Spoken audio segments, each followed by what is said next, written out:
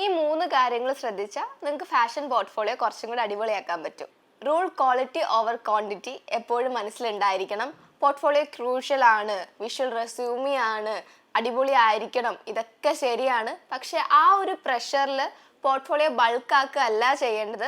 നിങ്ങൾക്ക് കിട്ടുന്ന maximum time എടുത്ത് നിങ്ങൾ സ്വയം ഒന്ന് ഇവാലുവേറ്റ് ചെയ്ത് നിങ്ങളുടെ best visions, technical range, designs ഇതൊക്കെ ആയിരിക്കണം പോർട്ട്ഫോളിയോയിൽ ഷോക്കേസ് ചെയ്യേണ്ടത്. നിങ്ങളുടെ ഇൻട്രസ്റ്റ് ബേസ് ചെയ്തിട്ടായിരിക്കണം പോർട്ട്ഫോളിയോ ഡെവലപ്പ് ചെയ്യേണ്ടത്. ഫോർ എക്സാമ്പിൾ, നിങ്ങൾക്കിപ്പോൾ എത്നിക് വെയർ ഡിസൈനിങ്ങിലാണ് സ്കിൽസും ഇൻട്രസ്റ്റും ഒക്കെ ഉള്ളതെങ്കിൽ അത് ബേസ് ചെയ്തിട്ടായിരിക്കണം പോർട്ട്ഫോളിയോ ഡെവലപ്പ് ചെയ്യേണ്ടത്. അപ്പോൾ നിങ്ങളൊരു എത്നിക് വെയർ ബ്രാൻഡിൻ്റെ ഇൻ്റർവ്യൂസ് ഒക്കെ അറ്റൻഡ് ചെയ്യുന്ന ടൈമിൽ വിത്തൗട്ട് എനി എക്സ്പ്ലനേഷൻ നിങ്ങളുടെ പൊട്ടൻഷ്യൽ അവർക്ക് മനസ്സിലാകും.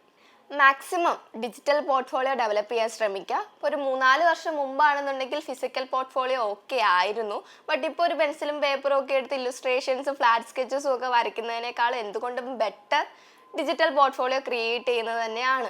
അതിൻ്റെ മെയിൻ അഡ്വാൻറ്റേജ് എന്ന് പറയുന്നത് ഇത് നിങ്ങൾക്ക് ഫ്യൂച്ചറിൽ യൂസ് ചെയ്യാം, നിങ്ങളുടെ പോർട്ട്ഫോളിയോ കുറച്ചുകൂടെ സ്റ്റാൻഡേർഡ് ആവുകയും ചെയ്യും. ഇങ്ങനെ കുറച്ചൊക്കെ കാര്യങ്ങൾ ശ്രദ്ധിച്ചാൽ നിങ്ങൾക്ക് നിങ്ങളുടെ ഫാഷൻ പോർട്ട്ഫോളിയോ മാക്സിമം അടിപൊളിയാക്കാൻ പറ്റും.